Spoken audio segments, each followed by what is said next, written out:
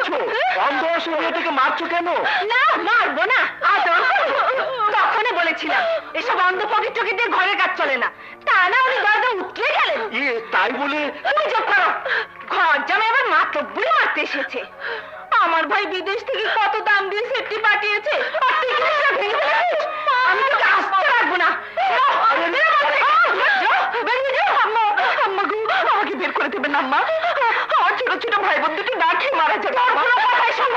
আমাকে দয়া করুন আম্মা, আমাকে বের করে দেবেন আম্মা। আমি আমার বেতন থেকে সব জিনিসের দাম দিয়ে দেবো। দিয়ে দেবে? আরে তুই যা বেতন পাস তা দিয়ে কাপড়ের একটা টুকরো পাওয়া যাবে না।